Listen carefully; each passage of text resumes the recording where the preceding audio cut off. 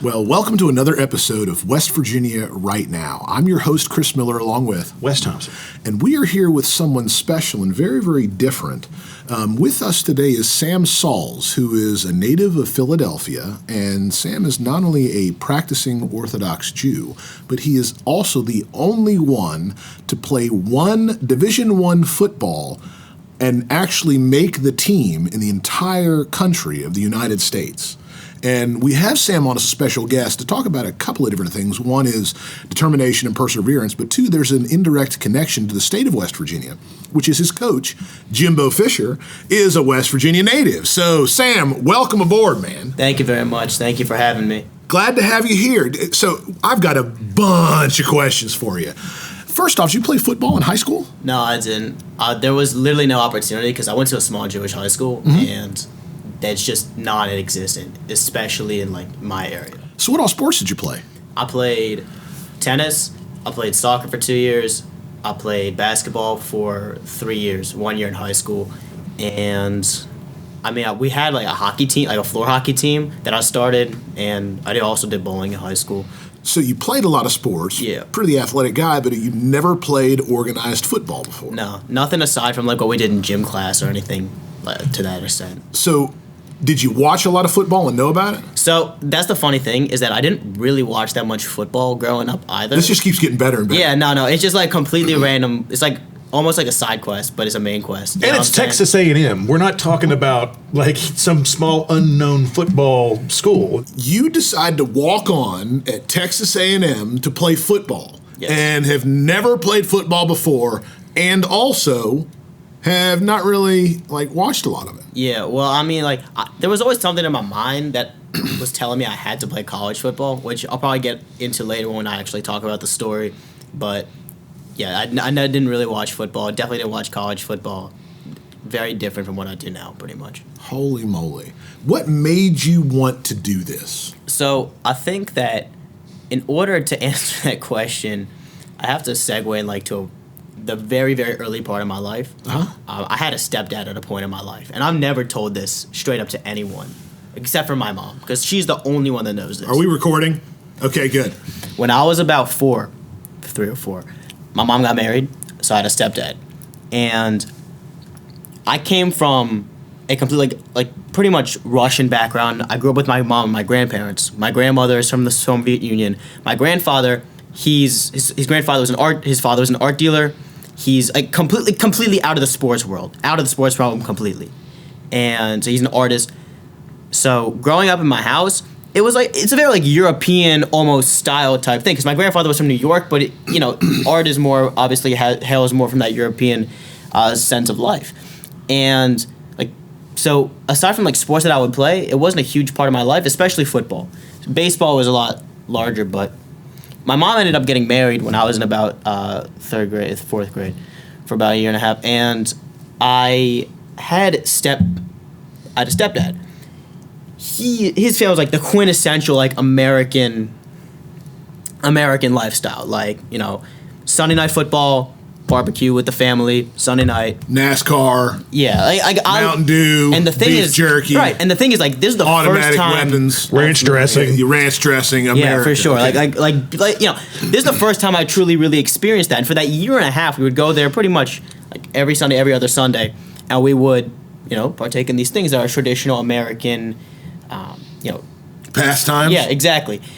And what happened was from that point, I really grew to like just love American culture, like just really like grow into it. And that's really where the story starts off. Later on, by the time I don't remember if this is either in middle school or in high school, sometime I remember I was sitting like watching TV and something was telling me is like, you have to play college football. And it's just one of those things that you have to do or else like I can't consider my life complete. So even if I lived it, God willing, a long life or something like that, I just couldn't consider it complete if I hadn't gone through this journey of playing college football. And this was something that I felt when I was younger. And sometimes you'll have those thoughts and they'll pretty much just lay dormant, just completely dormant for a long time. When I was in high school, I tried to find somewhere I could play football. Obviously, I couldn't play it at my high school. There was no club or anything like that I could find or any solution I could figure out to do it. So then that lay dormant, and finally, I have to pick a school to go to. And what pops up is this school I never heard of because I didn't like watch college football growing up or anything like that. It's called Texas A&M. And the only reason I actually knew that this school existed is because when my friends and I were kids, we used to watch this YouTube channel called Dude Perfect. And the only reason... My kids and I watch that all the time. It's a lot of fun. Yeah. We're not young people, Chris. That's true. Yes, I love it. Dude, perfect. Yeah, my friends' kids, my kids, they watch this. Yeah, absolutely. And these guys, I mean, these are probably like the most stand-up role models I can probably look at. But I was like, somehow I found out they went to Texas A&M, and that's probably because there was a video of them that they released a long, long time ago, before they were very, very famous, where they were helping, I forget the player, but they were helping someone train for the NFL draft.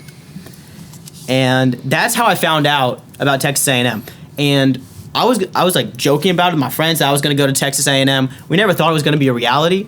And the irony is, like, everything you joke about ends up becoming true somehow. So I ended up being the first person from my high school to apply to Texas A&M, and I didn't actually get into Texas A&M in the beginning. I got into like a sister school program where like you can go to one of their sister schools, and then if you have good enough grades, you can automatically transfer in. So that's how I got to Texas A&M. While I was in that program, I was living in College Station, and I had gone to our first game, which was against Kent State.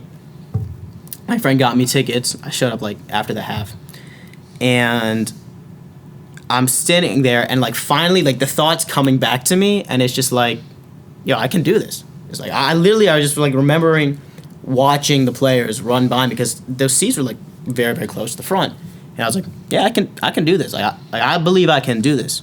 So, let me get this straight. You set in your mind as a kid a long time ago that you were going to play football. Yeah. And lo and behold, at Texas A&M. And then, forgetting all that stuff, you go to a game when you're working your way into earning the ability to go to school at Texas A&M. Exactly. And these thoughts come back. And you're Yeah. like, I can do this. Now, looking at you and sizing you up, by the way, you got to be fast because you're not very tall and you're not very big. And I'm trying to figure out what the exact attribute is that makes you be able to compete and play with the most impressive collegiate athletes in the sport of football around the country. Because you're talking about a Division I program that packs 90,000 people into its stadium to watch games on Saturdays. And these are the studs of the studs, man. An SEC football program. Yes, SEC football program. This is the elite of the elite. And you're not very big, and you've never played football before, and we're literally watching a guy that has made the Texas A&M football team with zero football experience and playing with the absolute best of the best when people spend their entire childhood trying to learn and play the game of football just to qualify and make the team and get a scholarship. So tell us a little bit about what it was like to try out for the team. Once you set it in your head, this is what you wanted to do, and the process that you went through and how you eventually made the team, because I'm dying to know. This was not easy. But Yeah. Chris, but I also want him to address what you just said. Did you ever have those thoughts too? Like, hey, I recognize that I'm not as big as these guys. This could be an uphill climb for me. Was there any part of that in you? Never. Never. I don't look at it that way. The way I look at it is I bring my own unique characteristic to the table. God made me a certain way, and I have certain talents and abilities, and it's my responsibility to use them to the best of my ability. So when I look at players, it's a weird thing because I am 5'5.5", whatever it was when they measured me at the football facility. I was going to say 5'6". Yeah, 5'6". Yeah, so around there, and it's a weird thing because their guys are clearly a lot bigger than me, but when I look at them, I don't see a size difference. It's all about how you see yourself. And if I was gonna walk in there and be like, yeah, I'm a 5'5" guy, and act like I'm shorter than everyone else, it's not gonna have the same effect as is. No, I believe I believe I'm the same height as you guys. What you're saying is exactly right, and I'm going to use my wife as an example. She's 5'0" and 115 pounds soaking wet, and she walks around like she's 7 foot tall and bulletproof. And also, she's kind of scary, by the way. So, anyway, I wouldn't fight Cassie. This is mindset, man, and I love it. I love it. Keep going. Thank you. So the story, and do you guys want to hear the whole thing? Yes, wear it out. So the story started, obviously, a long time ago when the first thoughts entered my head. And it came to rebirth at the Kent State game at about, I don't know, like 9 o'clock at night, maybe 10 o'clock at night. It was right at the end of the game. What year is this? This is 2021. Okay. So Sam Salz goes to the Kent State game, has to show up late because I keep Sabbath, which I'll get into later. And something strikes me. So the thoughts start coming in, and I start thinking about it. And the way that I think about things, especially when I set goals for myself, is I think very methodically, and I think, okay, here's what I have to do, and here's all the things I need to put out just to make sure, like contingencies, just to make sure that it works. So first off, it's like, okay, I believe I can do this. Second, I call my really good friend Clay, because he's like the most realistic person. Because sometimes you just need to have that one guy. My friend Clay is like the most realistic person I know. He is someone I met very much by the hand of God. Great guy. And I call him. I'm sitting at the gym. I'm laying on like the turf at the gym, and I was like, "Hey, dude, I have this crazy idea. I'm going to walk onto the Texas A&M football team." And he's like, "You know what? I believe you can do it. Like, you're like I know, like, under this, I'm wearing baggy clothes right now. I have some sort of muscle built onto me." And I believe so it. He's like, "Man, the shape that you're in, like, I believe that you can do it." And I was like, "All right, cool." So I got, like, the most realistic guy I know telling me that I can do it. And it's just like, okay. Now I'm on this trip with my rabbi in New York. And finally, like, I'm sitting at a Friday night dinner, which is a tradition in Jewish households. And I was like, yeah, I can do this. I'm doing this. So on my train ride back to Philadelphia, because I was also visiting my family at the time, I went to this random dude sitting on the train, and I was like, "So you think I can go D1? Standard conversation to start. Just like anytime you met a stranger, yeah. And he was like, yeah, you can. I was like, all right, cool. And I'm pretty sure I asked the same thing to like a homeless guy like in Philadelphia. So I'd want his approval too. Yeah, no, you get all of the guys' approval. That's just everything that you got to do. You got to ask everyone, see what they think. But in truth, I didn't actually tell anybody aside from very few people and only. So you met with your rabbi having that Friday evening dinner and didn't mention it to him. Yeah, no. So it was a big dinner. Like we were all. It was a weekend for college students, but I only told very select people. Like I only have a very small group of people in my life who I believe are positive enough, who are going to be like, yeah, I believe you can do this. Because I will not tell anybody who is going to doubt me or bring any sort of negativity into the conversation. There's an important message here, and I'm going to start summarizing this really quickly because the young people that are watching this conversation unfold in front of us needs to pay attention in particular to a couple of things. One, we're talking about goal setting. And we're not talking about, I want to own a Bentley, and then it's just a dream that nothing ever happens about. We're talking about a legitimate goal and planning. A lot of planning with what I heard was contingencies. And then I heard surrounding myself with the appropriate people to live my life the right way that all have a positive mindset. We're talking about some advanced level stuff that literally adults have a hard time grasping. Goal setting, planning for contingencies, and surrounding yourself with positive people. I mean, these are skill sets in life that literally are the precursors for future success. So keep going. I just want to make sure everybody's paying attention. Absolutely. And I mean, so like that maybe even that could be like the first principle because I'm a man. I like to consider myself a man of God. Oh wait, hang on. In a world that we live in today, where that's criticized as well, having faith in a higher power and being a man of God. Oh God, keep going. So there's kind of this concept that I've come to know where it's like they'll say a good action breeds a good action and a bad action breeds another bad action, and that's from Ethics of Our Fathers. But within that, you notice something is positivity breeds positivity, negativity breeds negativity.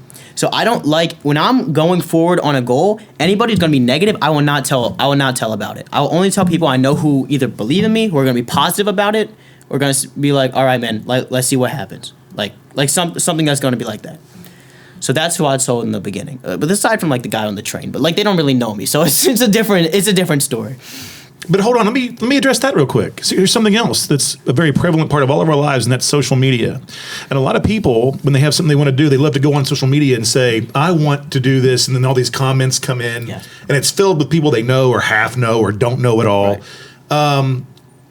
Recently, I shed some pounds. I intentionally did not post on social media that I was doing that, because then I felt like that was me giving away, like, in other words, now I'm just seeking approval. Yeah. Whereas if I keep it to myself and just keep doing the math of it, Right. I'll accomplish the goal. Yeah. Okay. And so when you said I don't want everyone, in other words, you didn't want feedback from everyone. You wanted feedback from select people that would exactly. help manifest positive That's right. momentum. And I'm willing to bet you didn't even consider putting this on social media. No, not in the Which slightest. everyone your age is very involved in social media. With one caveat, about 9 months in, I made a Twitter. And the only reason I made a Twitter is because they say that Twitter's like your business card when you're an athlete. That's the only reason I made it. I put very few training videos, and not one of my friends, save for maybe like one or two people, actually found it. And it was pretty much so, it was either try to get connection with coaches or just build some sort of presence there. But nobody really, I blocked people. I literally blocked people so they wouldn't know. Like, I blocked my grandma. Well, I tried. She ended up finding it anyway. But if we're talking to young people about this, young people are everything is through the filter of social media. I think there needs to be way less of that. So with the caveat of doing that and just putting myself in a good space, so if a coach was potentially going to find it, they would find my training videos.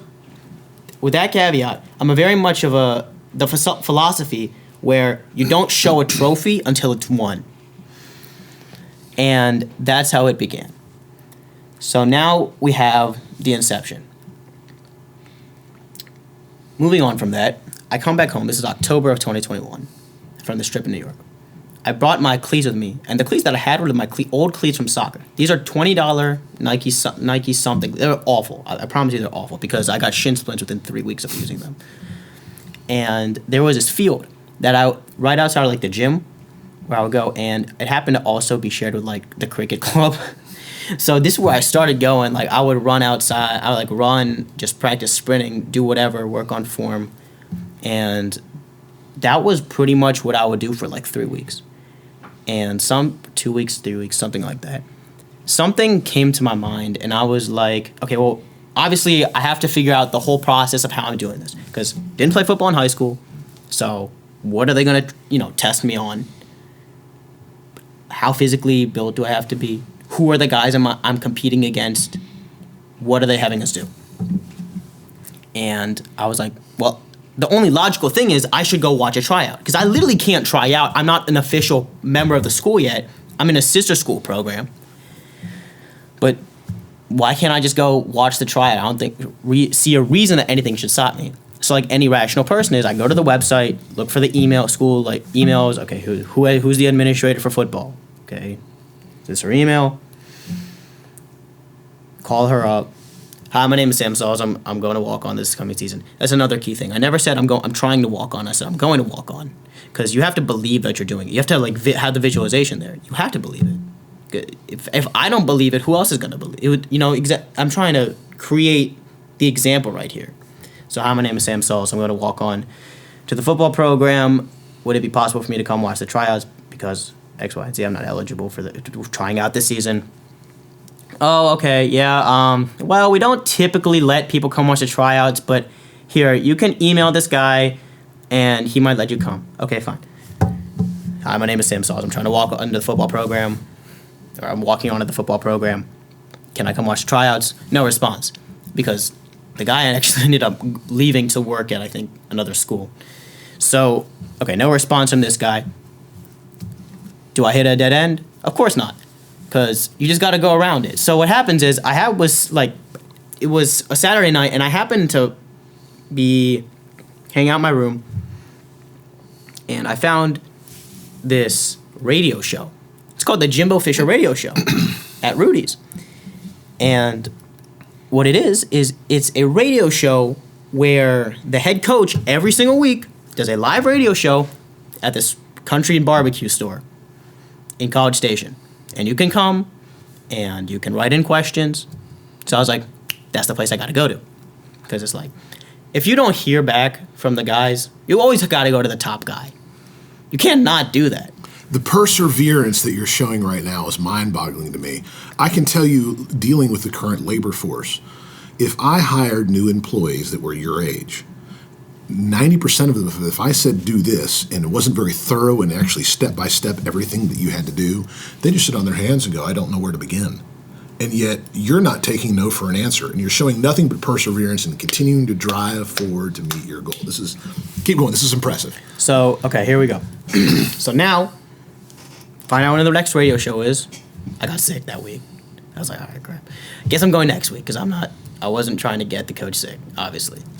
So I went the next week, and at this point in time, I had like some really bad shin splints to the point where like I had to wrap up my leg because of how bad these cleats were. Mm-hmm. I didn't have like cleats that I could use that were like $100 cleats. I was straight up playing on like 5-year-old or 4-year-old $20 cleats.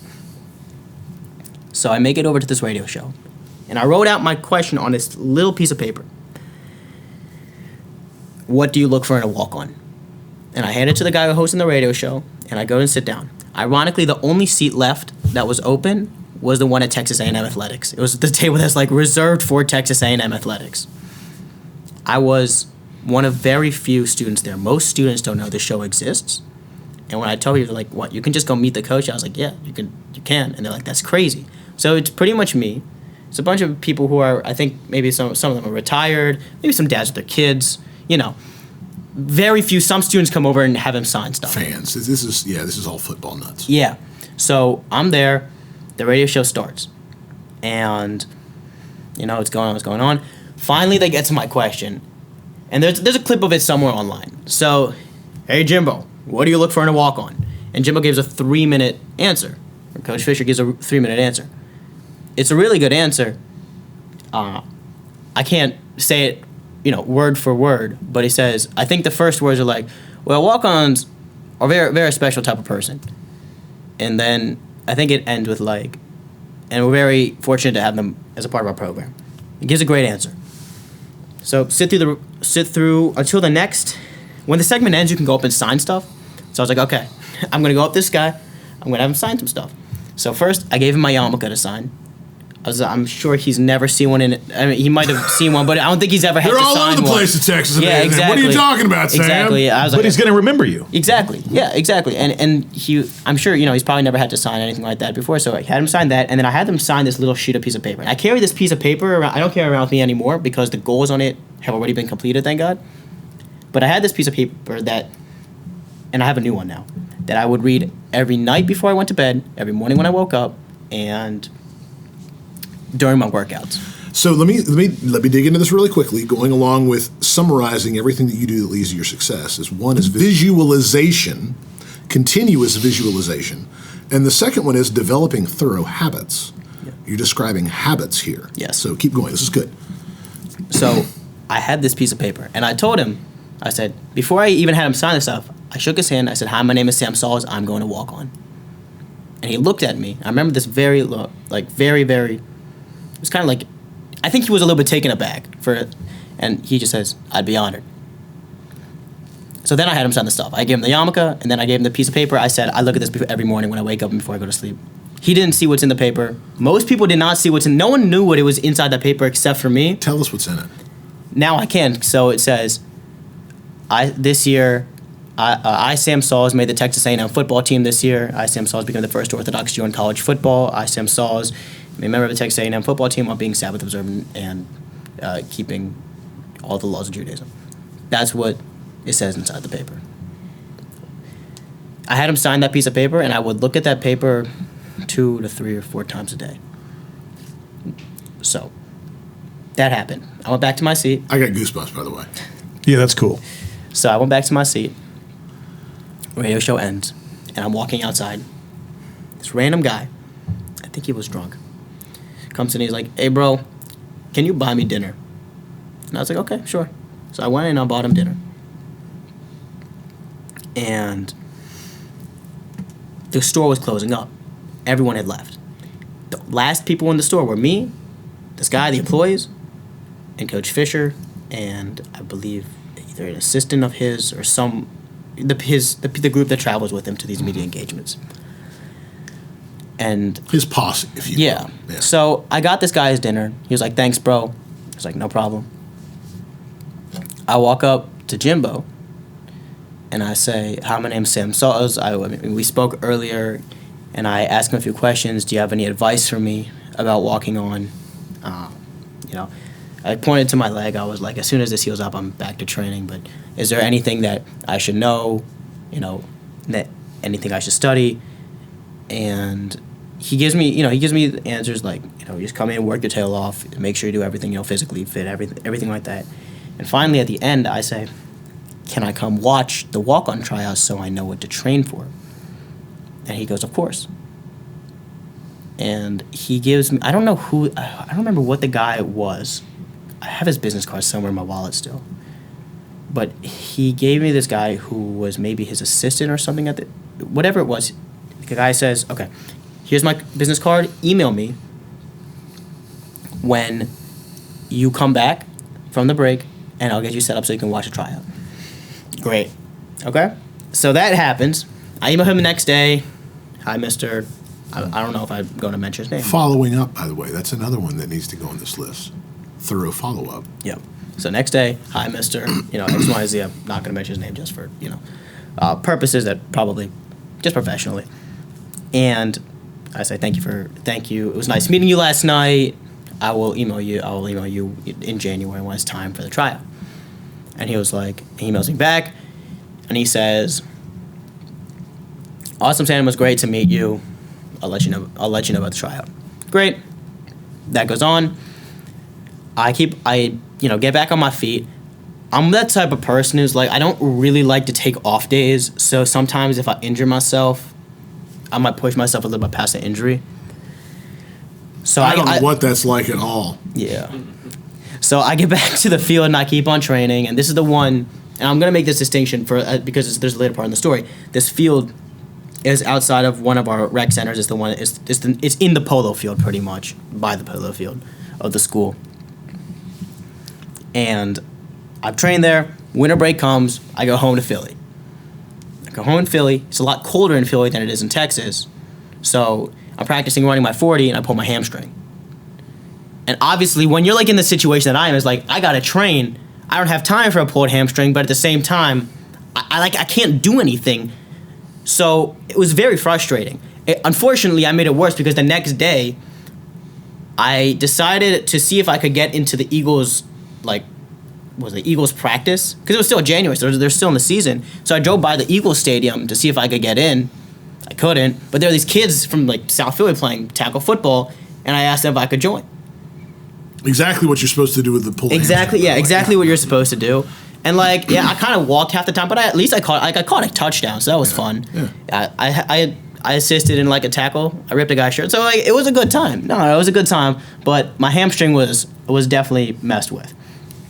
Another thing that I did during this whole process was I DM'd probably every single player on our team.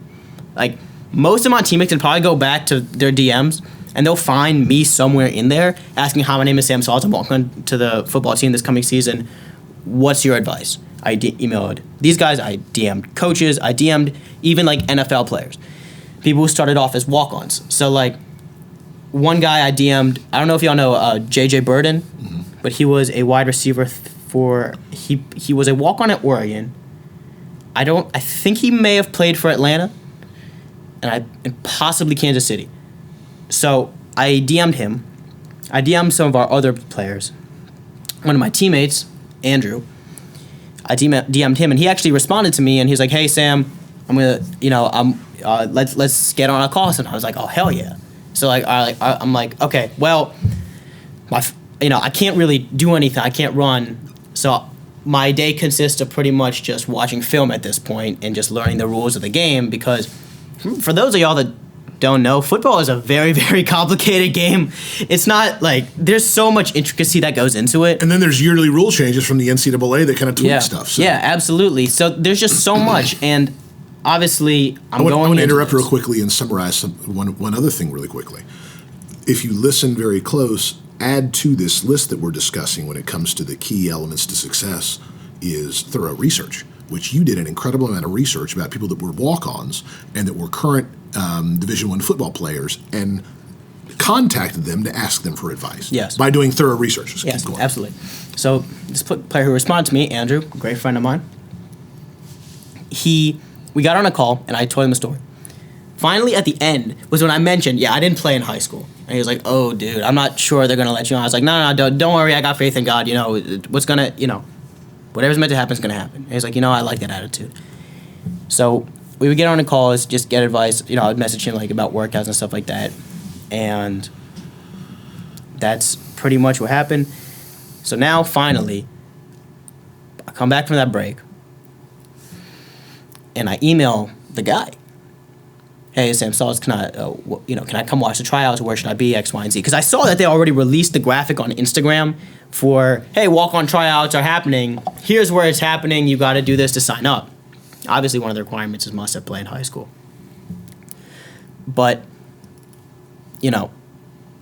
I didn't really read into it that much, and because like I said, I believe that a lot of times, that there are rules that exist, and there's good reasons that they exist. Like, I don't think it's a bad rule to have that, because if you don't have that rule, you're gonna have a bunch of guys who could just made a bet with some guy at their fraternity and just showing up to the tryouts and pretty much wasting your time.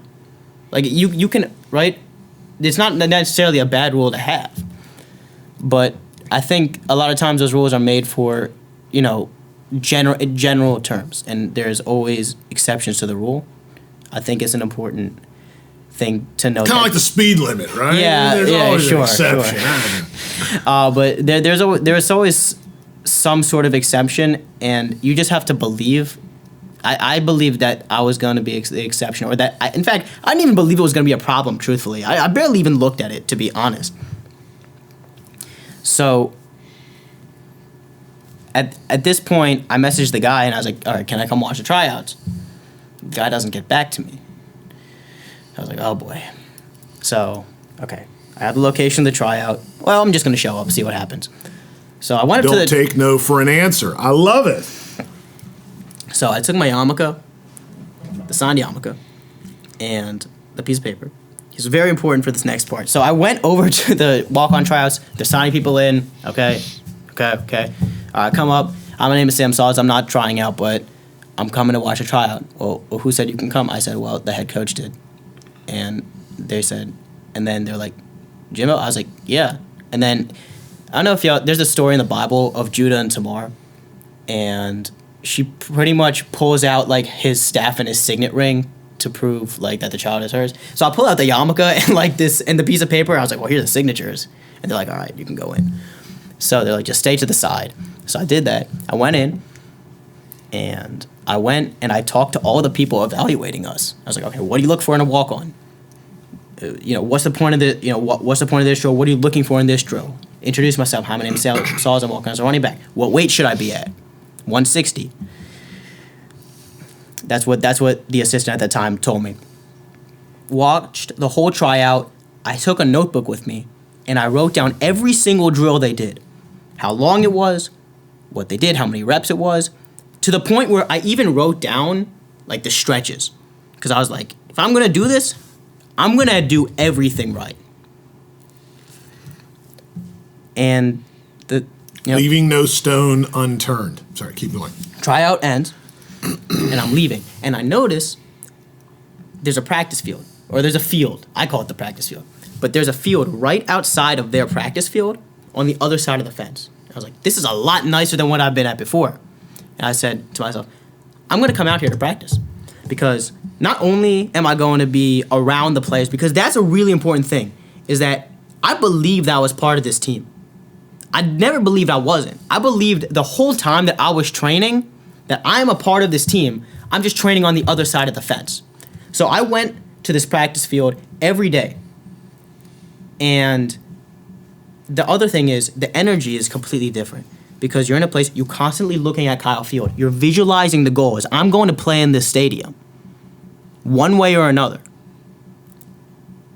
And that energy of being around the athletes, being around the people, is completely different.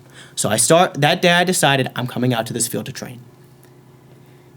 And I started doing that. I would go in the morning, and then I'd go in the afternoon, and then I'd go to the gym. All while doing school. I did it on online school. I went to West Texas A&M online, but I lived in College Station, Texas. So I'd come out constantly. About a week in, or 2 in, it's about 7 o'clock at night. I started my workout because I ended up figuring it out. I ended up timing myself up exactly with the team. So I could be there when they start, I could be there when they end. The important part is I was practicing the same time as the team because I believed at that time I was on this team. I practiced with them. So one day I was leaving, and it happened to be that some of the coaches were leaving too. And I'm walking by their car, and one of them goes up to me and goes, "Hey, are you trying to walk on?" And I said, "Yeah." He said, "You know the tryouts already happened." And I said, "Yeah, well, I'm not eligible. I'm at West Texas A&M, blah, blah, blah, blah. I'm going to walk on in the fall." And they're like, "Oh, okay, we're going to look for you." At this point in time, I look up at God. I had, it was an emotional point because I was like, someone's noticing. That's really important. And I was like, thank you, God, thank you, God, for this opportunity. Thank you, God, for the people noticing me. And there's a very important theme in this whole story because it's about faith in yourself, faith in God, most importantly, and Him putting you in the right situations. Because you can control, try to control for so many things. Okay, am I eating right? Am I lifting right? Am I training right? You can try to control for all these things. But the very important part in life that most people take for granted, it's who you know and your connections and who sees you. And those are only things that you can be. You have to be in the right place at the right time. And that's pretty much orchestrated by the chess master, which is God. You can't do it any other way. So I have the belief that, and I've seen this play out over and over again, just because someone is religious and wants something and may even pray for it, it doesn't mean that they get it. And what God does is that God rewards the people that earn it through Exactly. their hard work. And I'll always relate it to this because I think this is probably the best example you can give. If I want lessons, say I want football training, say it costs $500 a session. If I'm not going to be training in my spare time, if I'm not lifting the weights, if I'm not eating correctly, if I'm slacking off, my dad wouldn't give me the money for the training. But if every minute, and I promise you this, most of my time, even now, as a member of this team, because I'm still thinking about how to earn a scholarship and climb the ranks and make it into a game and, God willing, score my first touchdown. Football is on my mind pretty much from when I wake up to when I go to sleep, with the exception of when I'm praying. All right, I'm praying. It's a lot about football, a lot about that stuff, a lot about family, thanking God just for everything. When I'm eating, when I'm about to go to sleep, once I said my nightly prayers and I can't talk, I'm just sitting there. Most of the time, I wake up sometimes, I'm taking inside zone passes. Sometimes I'll just be in my dreams. I'll literally be practicing in my dreams. Football is on my mind constantly. And my belief is that you have to earn the investment from your father. And of course, in this case, your father is God. So if you want Him to invest everything into you, you have to A, invest into Him. You have to invest in your relationship with Him. And B, you have to invest into what you want. So that's what it was. And continuing this part, I had gone to the gym that day. I called my friend. My friend, one of the first people I told, he goes, "Holy crap, dude, I think you're actually going to do it." And I went to the gym, and I kept on coming out to this field to train.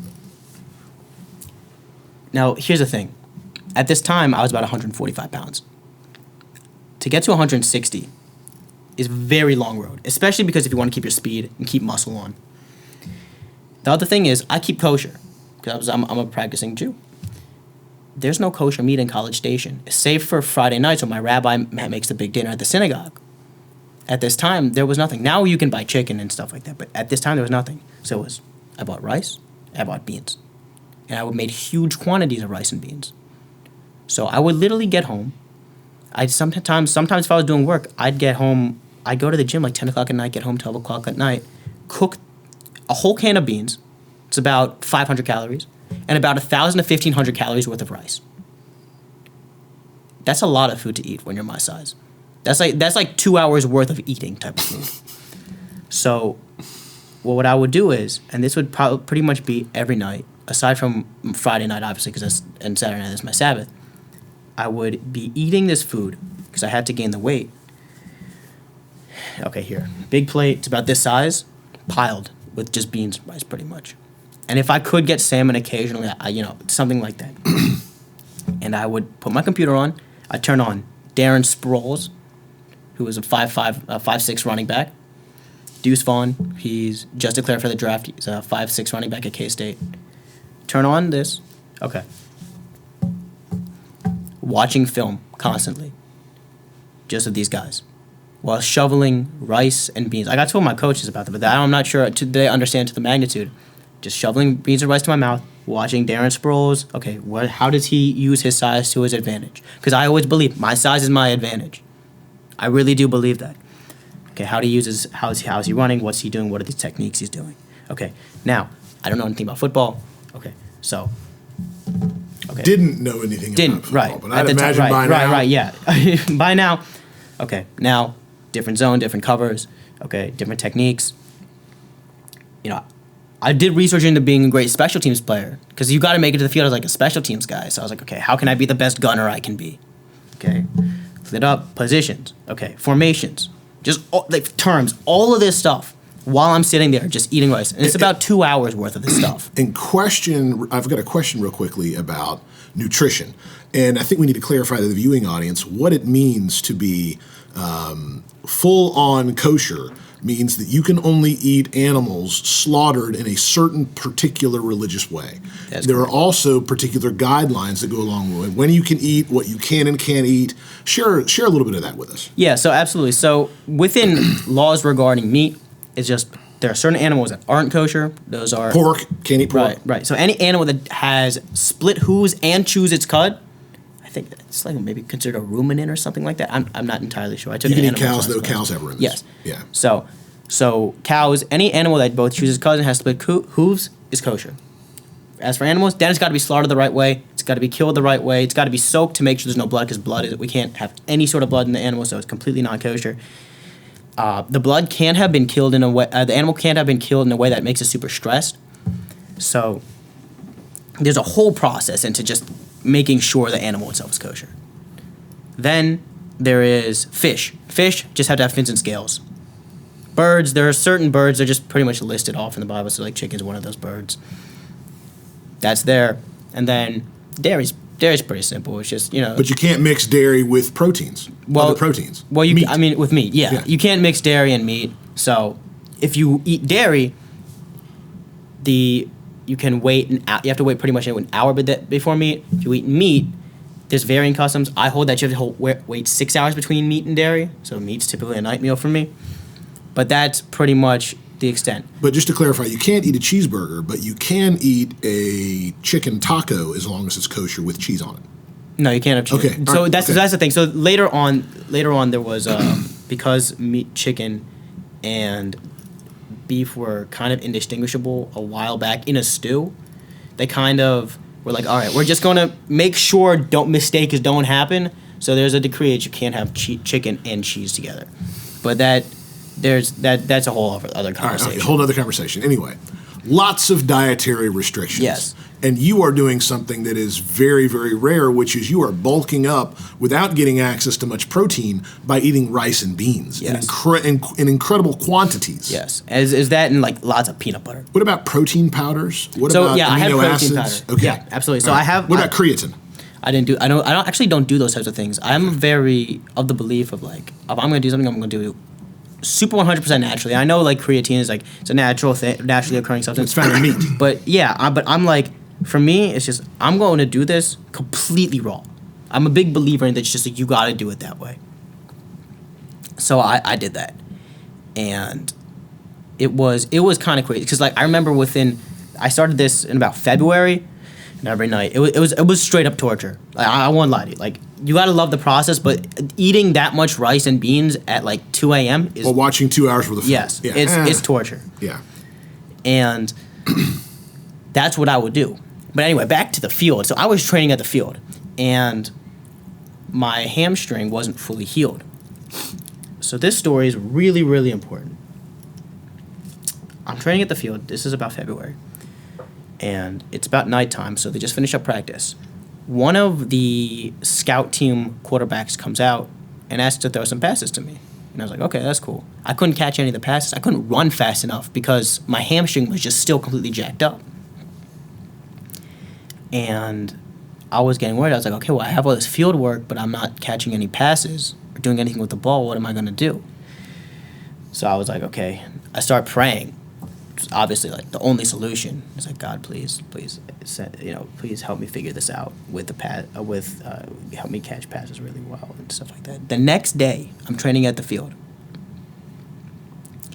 My friend Alex walks by, and I had very barely known Alex because I had seen him a couple of times at synagogue. But he walked by on his way to a baseball game, and I told him why I was at that field. And he was like, well, dude, I can throw with you if you want, twice a week. And that's what we did. He became my quarterback. Twice a week. We would go out, 2 or 3 times a week, we would go out to the field, and he would throw the ball to me. And I would practice running routes, I practice catching, practice ball security, whatever it was. Alex was my guy, and he still is my guy. So that I completely just threw myself to God. I was like, I trust you. And the next day, literally the solution came. And I kept on practicing on this field, day in, day out. One day I was practicing, and I was not really having the best day. I just went out to the field, came to stretch. And I remember I was asking God, I was like, please just make this day better. And he did. I went out to the field. The same coaches that saw me were leaving. They gave me a fist bump, which always feels nice. And then my friend Andrew, who I never met in person, comes out. He's walking home or something like that. And he goes, hey, Sam, they're talking about you in the locker room. And I said, what? And he's like, yeah, the players are talking about you. And I was like, that's crazy. Like, that's absolutely crazy. I was like, he's like, yeah, they think you're, the players got a lot of respect for you, but like, the players had noticed. That you were there every time they were practicing. Yeah. In a field right by the football field. Yep. Going through the exact same drills over and over and over again that you had to do in order to make the team as a one. Yep. And they were like, they saw, and it felt amazing, because it's like it's always when someone noticed, but like you're putting in all this work, and somebody sees the players. These are guys you obviously got to respect because of this, the position they are, or the people, and the grit that you got to get to, they got to have to be in that position, and they noticed. That made me feel amazing. And my day like that just completely flipped around. What month was this by now? So this was at the end of April, I believe. Because in 2022. This was, 2022. Okay. Now comes May. Spring ball ends because they have their spring game, or we have our spring game, and that's it. And I end up leaving a little bit later than I'm supposed to because I still want to be at the field. The field is so important to me. And this guy who worked for the news at the school, because you basically have like the practice facility at the gym, which looks out into the field. Then you have the field. Then you have right here you have the news station. One of the guys saw me, and he was like, comes out. He's like, hey, what are you doing? And I explained the whole thing. He's like, that's crazy. The guy's like, I've seen you out here every day for like the past, 4 months. 4 months of what it's been. He's like, that's amazing. He's like, well, here's my card, and maybe we'll do a story on you. He ended up, I think, switching jobs, or he ended up getting a lot of projects piled on him. And he called me. He's like, listen, man, I'm sorry, I don't want to lead you on. I was like, listen, man, don't worry about it. I totally understand. I went back to Philly, and now I get back to Philly. So now I got to change up my structure because it's okay. Well, I don't have the same gym that I went to in College Station. I don't have my field. I don't have a lot of the players. Whatever it is. I'm not looking constantly at Kyle Field when I'm training. So now I got to change everything up. I don't even have a quarterback. Like, what am I supposed to do? So obviously, got my faith is there, and I bought a football. And I would carry this football everywhere I went with me. Because I think there's something really important that you can do, and it's called creating the presumption. Creating the belief that it's already happened. So I would walk on the street, and random guys would ask me, where do you play football? And I said, well, I'm walking on to Texas A&M. They're like, yo, that's crazy. But I was like, but you're creating the presumption that it's already existent.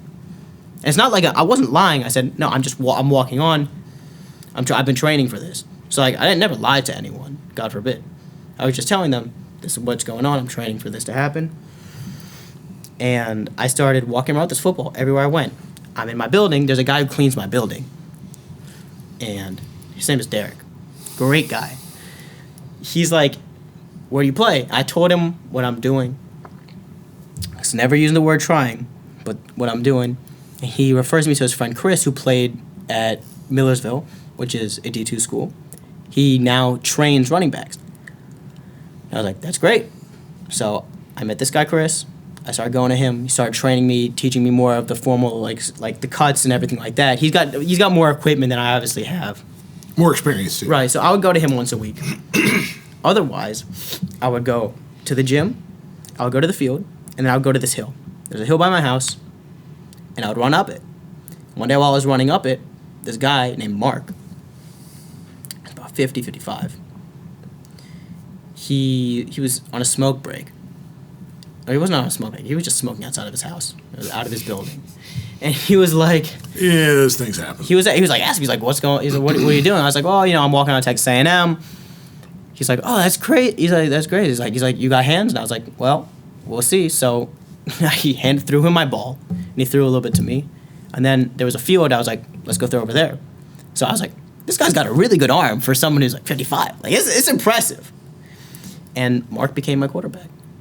So we would go out probably 2 or 3 times a week to a field right outside of his house, and he would throw to me, and I would practice running routes. He would practice giving me handoffs. And that, like, straight up, God just took care of everything for me in Philly. Halfway through my summer break, I was like, I have to go back to College Station.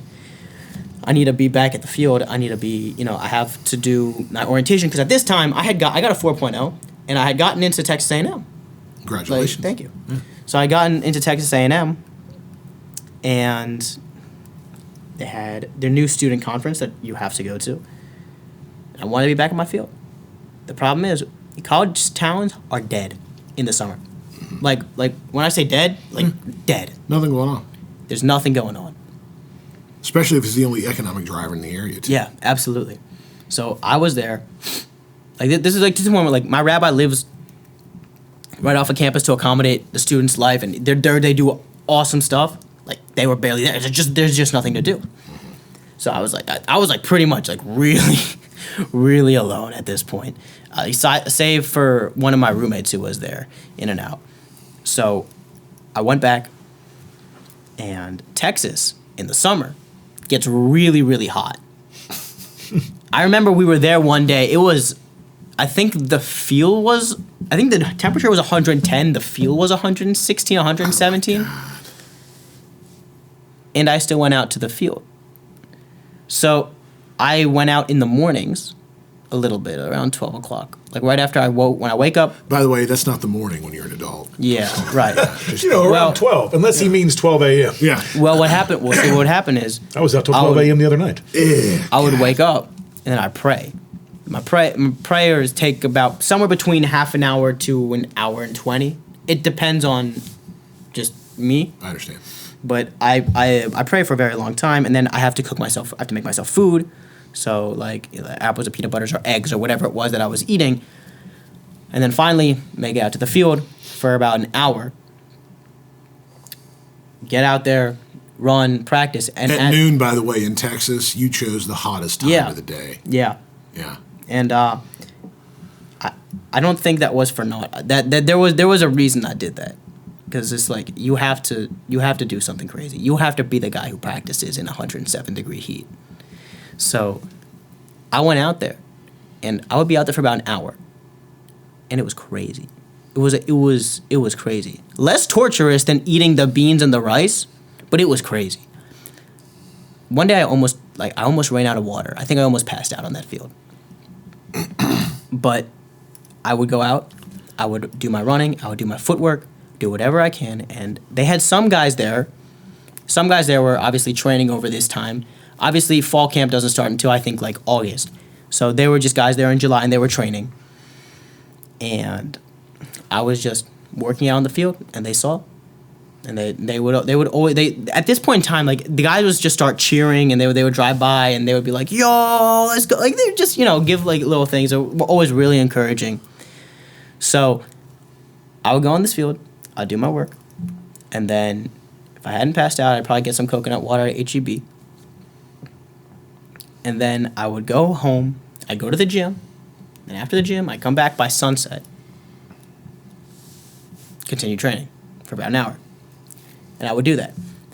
That's how those 2 weeks, two and a half weeks in the summer went. Nobody else there around you. Nobody else. No, nobody really there around me. Yeah. Like I had like one roommate there, but there was, aside from him, I barely saw him. Like it was just football, gym, football.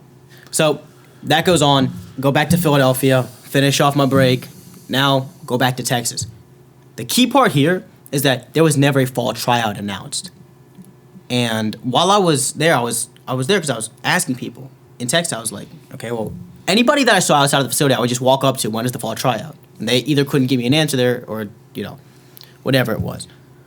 One guy gave me, he said, well, we're actually considering it. I'll get back to you. Gave me his number. Okay. And I promise you, he went in to train with some guys. I stayed at that field until 12 o'clock at night. From 7 p.m. to 12 o'clock at night. Just like running and training.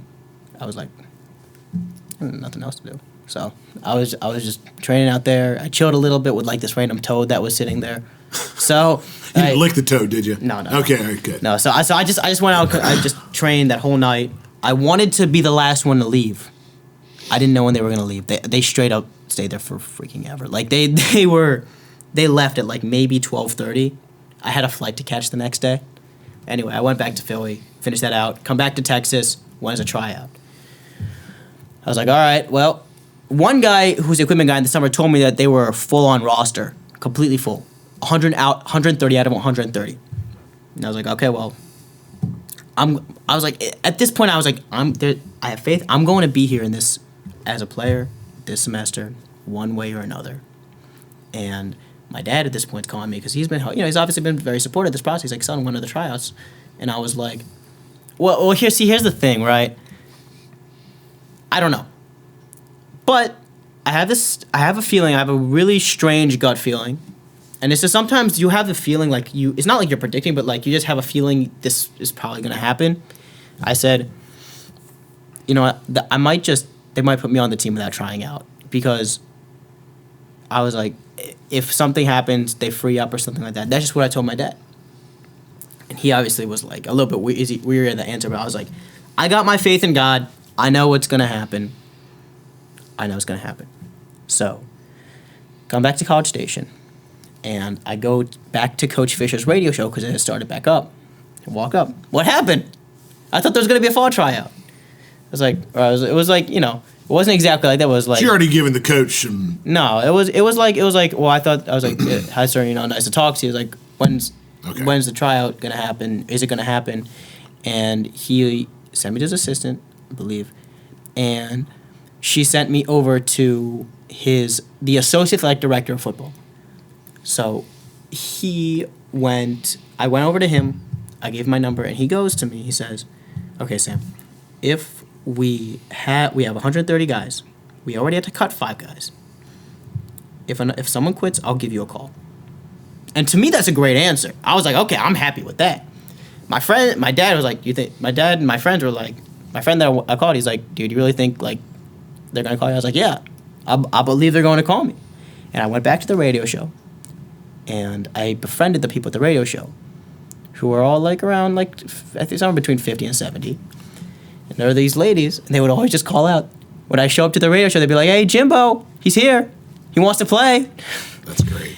And I was sitting in my room studying for an economics test. On Monday, Yom Kippur, which is the holiest day of the year for us, was Wednesday, started Tuesday night. and I get a text from the associate athletic director. Hey, Sam, can you come down to the football facility? I didn't know what this meant, obviously, because I was like, it could mean a lot of things. And I'm sitting there for an hour. And I'm like a little borderline freaked out. And then I get added to a group chat. It says, hey, Sam, we're the training staff and the compliance team. When's the fastest you could come down to the facility? We're excited to have you on the team. And then I freaked out.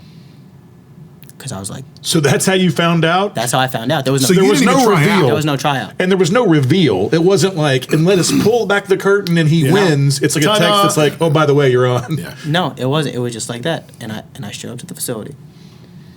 And I obviously like a little bit like completely, they get everything done. Now, I'm an Orthodox Jew. Like as we mentioned, I'm one of the first person to do this. I had Yom Kippur the next day, and that was when I was supposed to be my first practice. So you had to tell them. I had to tell them very early on, this is what's gonna go on, this is what's happening.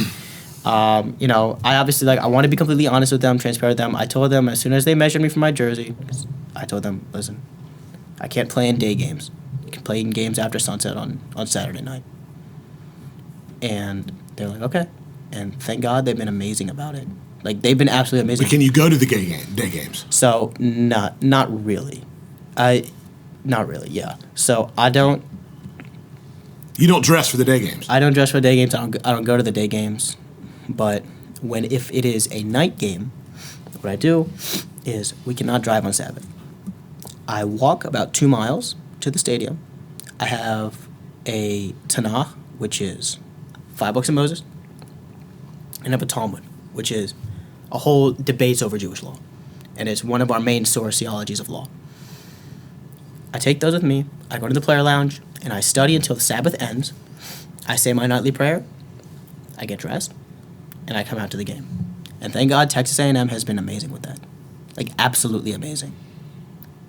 So what was your first practice like, by the way, on the team? Did you get killed? No, because you have to go through this thing called an acclimation period, where you can't wear full pads for 5 days, I think. So first you go with these spider pads, and they're like this very light pads, and that they're non-contact. And then you go with shells, normal pads, and then after, so it's 2 days of one, 3 days of the other, and then finally, after 3 days of shell pads, you can put on full pads. So I didn't get hit in the beginning. And what happened was when I showed up to practice, I think that's when they found out. I think it was maybe my second practice in. The running back coach goes, and everyone's been incredibly friendly. Like, they've been all amazing. I can't say any more nice things about it because they've just been amazing. Like, I can't stop saying nice things about it. We run through one drill, and the running back coach goes, because they never just assigned me a position. They asked me what position I wanted to play. And I was like, I've been trained to be a running back. So the running back coach goes, what position did you play in high school? And I was like, I didn't play in high school. And I'm pretty sure that's how some of them found out. Aside from the compliance stuff, because they had to read my certification for the NCAA. But that's how they found out. And I mean, practices, What did the coach say when he said that? I'm not. The coach was like, Was he asking for a particular reason because you were displaying pretty solid habits that... I don't know what it was. It was the way I ran through a drill, and he asked me what position I played. I don't remember how exactly it was, but that's, he just happened to ask that. And thank God, though, they've been amazing with it. I mean, obviously because of that, and because at the beginning especially there was a lapse in my knowledge in certain terms, obviously. So they kept me out of certain plays, and I would practice with lighter plays. So without revealing what we actually do, I would practice with some lighter plays, and then they were gradually acclimating me into more complicated stuff and then special team stuff. And by the end of the season, I really started getting my bearings, but the season ended. So that's pretty much that part of the story. So your faith was steadfast, your self-confidence was steadfast, your process was steadfast. Having said all that, when you knew you were on the team or when you had your first practice, was there any sort of now I can breathe moment? Was there any sort of, hey, I did it. Hey, I crossed that? Because it feels like we went from build up to no, it's just, hey, I expected it to happen, so it did. Yeah. So yeah, right? So was there ever a moment where you went, hey, I did it? Was there a celebratory moment? When I first found out, I screamed like my roommate thought someone broke in. That's what I want to hear. Yeah, he broke. My roommate, he thought somebody broke in. Because your answer could have easily been, no, I knew it was going to happen, so I just went ahead and moved on my day. You know, I'm just curious. Yeah, so I mean, that happened. So you did have a moment to sort of celebrate, right? Yeah, it was about a day. I would lay in my bed, and I was just thinking, I was like, I'm a D1 athlete now. Like, this is crazy. Did that strengthen your relationship with God? Absolutely. I mean, the whole process strengthened my relationship with God. And truthfully, what happened was, before it, my friend Andrew called me. He goes, Sam, listen, I feel like I've been leading you on. They're probably not going to let you on the team because you didn't play in high school. And I said, listen, I understand, but here's the thing. The people that I met through this process, like there's a dad who just randomly had me talk to his kid because they were driving by the facility and they saw me training outside. I love this process. I love the people that I met. I've loved whoever I've gotten to inspire who has heard my story. I love the process. And whatever happens. I have my absolute faith in God that whatever is supposed to happen is going to happen, that God's going to help me. And he's like, you know what? I like that attitude. But he's like, I just felt like I was, he faced like, I felt like I wasn't misleading you. I was like, you don't have to worry about a thing. I have my faith in God. And this whole process was teaching me faith in God. I also feel like, Chris, but anybody... you earned it. Yeah, and to add to that, at some point, anyone watching this that's at least, I'd say, over the age of 35, they're going to ask a question, or they're going to want us to ask a question that if we don't, they will reach through the screen and punch us in the teeth. And that is, has anyone in your life shown you the film Rudy? No. I've never seen any of these walk-on films. This is the crazy thing. I saw literally none of them. You know it exists. You know what it's about. Yeah, I saw with one caveat. You've never watched Rudy? I saw Grater. I didn't see the movie. I saw the commercial for Grater. I don't even know what Grater is. That's Brandon Burroughs. But Rudy is like the standard bearer of this. There's so many elements of your story never that match quit, up with never it. give up, deep faith, and the faith. The most about amazing thing to me is the process that you went through of perseverance, where you never gave up. And so I keep going back to this. Yeah, I appreciate the faith behind it, but God doesn't open doors that you don't earn, and you earned it. That's and true. It started with visualizing what you were going to accomplish.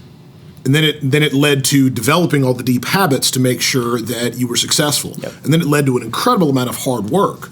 And then it led to constant belief in it by writing down your goals and then creating a plan. And that's probably at the very beginning, writing down the goals, creating the plan and the contingencies, and then going out and executing it. Did someone tell you to do those things? No, this was... No one said write something down statistically. If you write down a goal, it's more likely to... There was one guy who... His name's Clay Ratterman. He walked in at Ohio State. Because I did all my research. I went to every single walk-on guy who walked on, did something.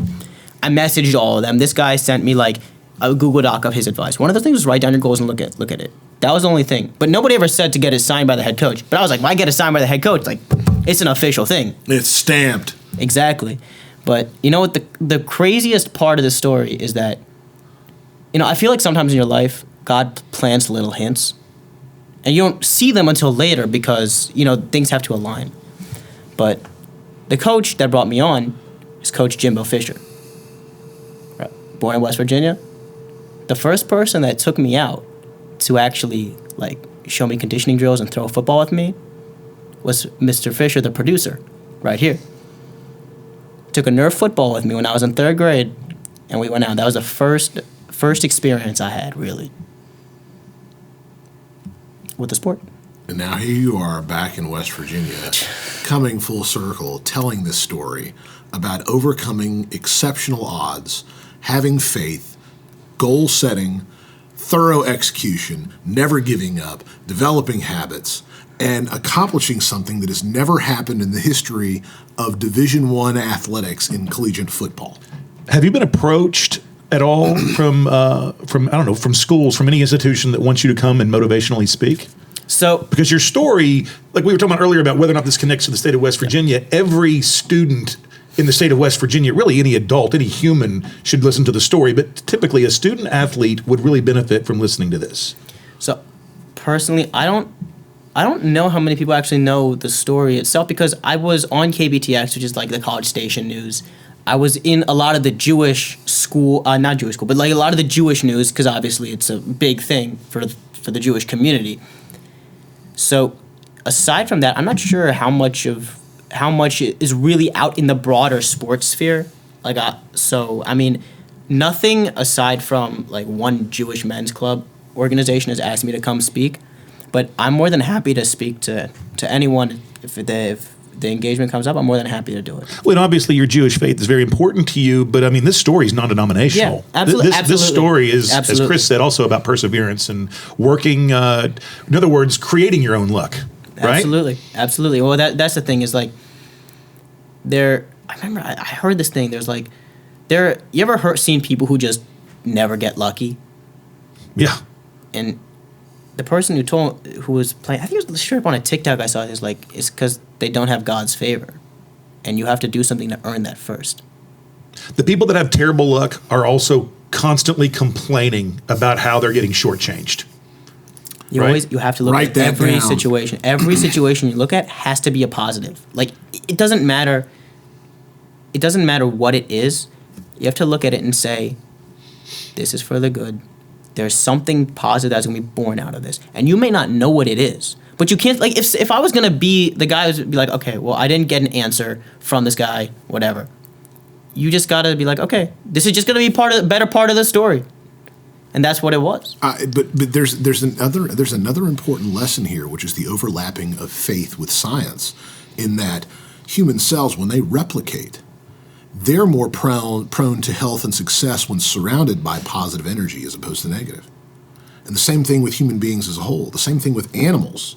It's all the same thing. My dog, if I am giving it positive reward and positive energy and positive affection, it thrives. And if you do the opposite, it does not.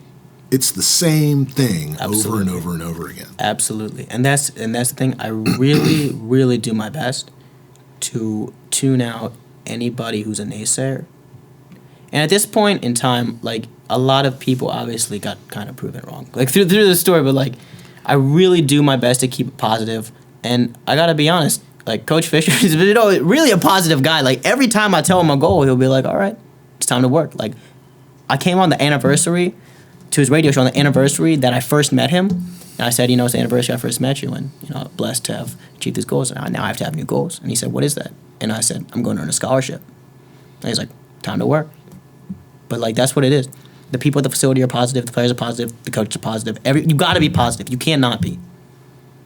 I believe we're going to win a national championship this year. I genuinely believe that. In fact, when we were coming off of four win seasons, 7 losses, I was like, I believe we're going to beat LSU. I know we're going to beat LSU. And that's just what it is. And that was, I think, the first time in the season that I really felt something like that. So I think once we get that, if we can get a whole team to do it, I really believe we can win a national championship. I think it's going to happen. I believe it's going to happen. Who in your life, I kind of asked this earlier and you said, no one really told me, but I feel like who was the positive influence that had you take on this attitude? I'll be honest with you, Mr. Fisher over here, producer Fisher, he taught me a lot about the grit, a lot about that mindset. I had a lot of family members, not really family members, but positive, like, role models I've been blessed with in our community. So a family friend of ours, Bruce, was always a guy who was, like, always proud of who he was and, like, proud of who he is, and, was positive. So those are the examples you drew from. That's where you got it. I think not just that, though.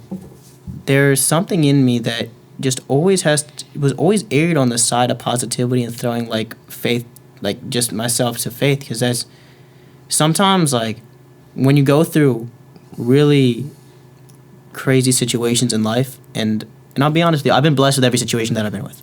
Like, there's some stuff that wasn't fun to live through, but I'm blessed that I went through it because it taught me a lot. And I think people tremendously undervalue the experience that you gain in life. People say, oh yeah, trauma this. Okay, this was really bad. And some situations are. But the only way to get through life is to continue and move on and realize that that situation, even how bad it was, whatever happened, has something to teach you. And if you utilize it the right way, it will help you on in life. So being positive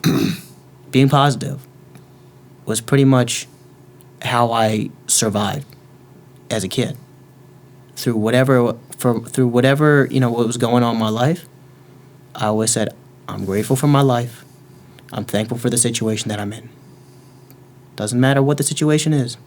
I'm thankful to be here, and everything will work out. I have faith in God. That's it. A positive attitude and enthusiasm is contagious, and it spreads, just like a negative attitude is, and it's infectious and brings everybody else around it down. Having you here has been an absolute honor, and you are an inspiration to what I think is an entire generation, not only of athletes, but I think it's a message that just about everyone in our country really needs to hear. And it's a message about faith and visualization and developing a plan and hard work and developing habits and execution and never giving up and never taking no for an answer and continuing to opening up doors. It is a message that I think needs to be repeated and heard over and over again. Everything he did, anyone can do. Exactly. There was never a time where I went, well, you had the advantage of having this. Yeah. Like, in other words, if he was 6'5", 225, all speed, muscle power, and going, I didn't know what to do with all this, so I went to Texas A&M, and guess what? It worked out. That's not what's going on here. This was...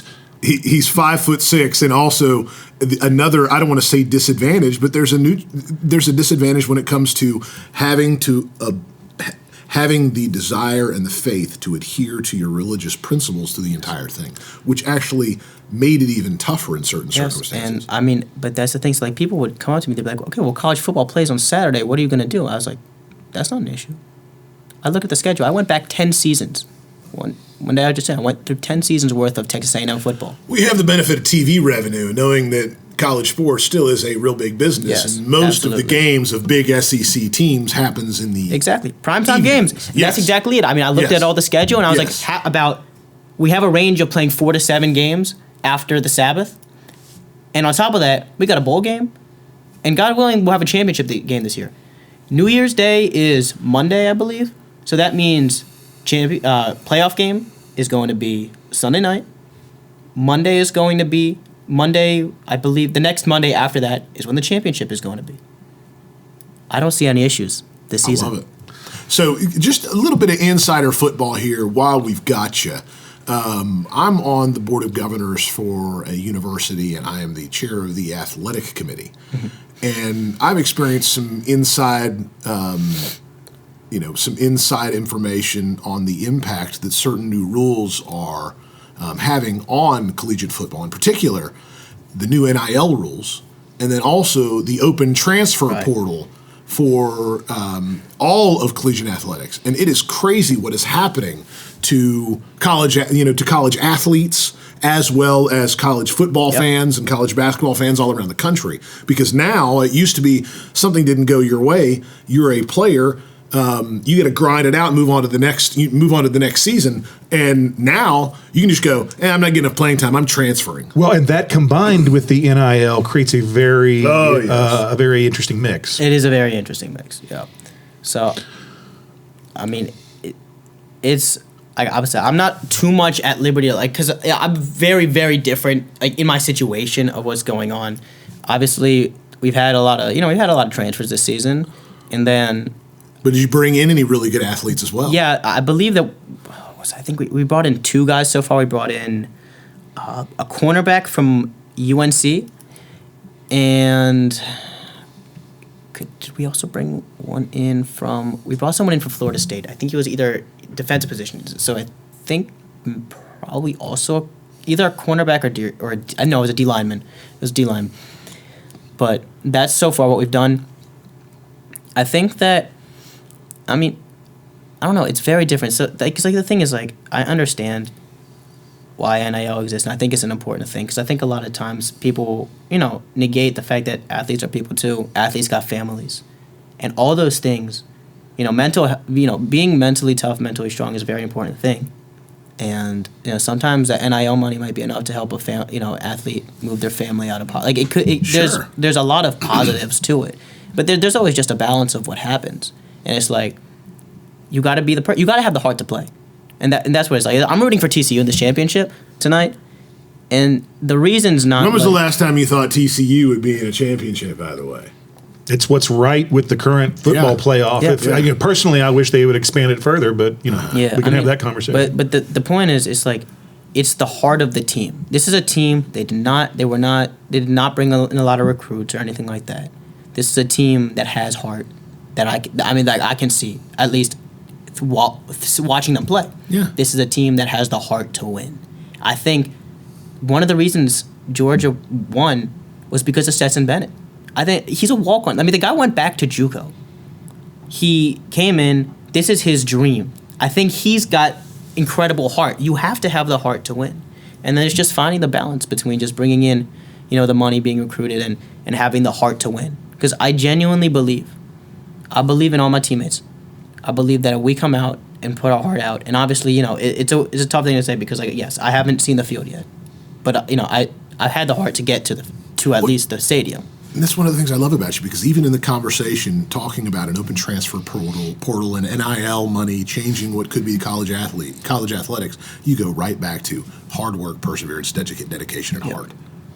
I mean, that makes the team but hasn't seen the field yet, and again has not seen Rudy. Oh, well. I mean, could it be more in line? Right. Promise me you'll check this film out. Yeah, but that's the thing. Is like I believe I will. I believe that my hard work and with God's help will get me to the field. And I believe that I'll be a great asset to this program. As far as because like I said, Coach Fisher saw something in me. He sees something in me, and I'm very, very, very grateful to him. And I made sure that he knows. I've shaken his hand a little bit more a lot of times. I'm like, thank you so much for this opportunity.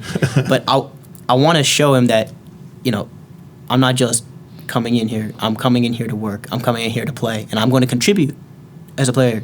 I'm not going to come in and soak up resources. I will contribute as a player, and I will bring this team to the national championship. Sam, something tells me that everything that you're privileged enough to be a part of, you will make better because of that mindset, because of your attitude, and because of your presence itself. And I can tell you right now, as an employer, I'd love to have one of you, let alone 150 of you. I mean, you are going to be a success in life because of your mindset, because of your hard work, because of your dedication, because of your faith, and because of your perseverance. It is an absolute honor to have you here, and you are an impressive, impressive young man. And thank you very much for sharing your story with us, for all of West Virginia to hear. Thank you very much for having me. And I can tell you, too, as long as you're a part of the program, I'll root for Texas A&M. Absolutely. I appreciate that. Ladies and gentlemen, I'm Chris Miller along with Wes Thompson. And our guest, Sam, who is the only walk-on kosher your what's the word I'm looking for? Your Sabbath observant Jew in the country to play 1A football. And it has been an absolute honor to have him here. Thank you guys so much for tuning in to this episode of West Virginia Right Now.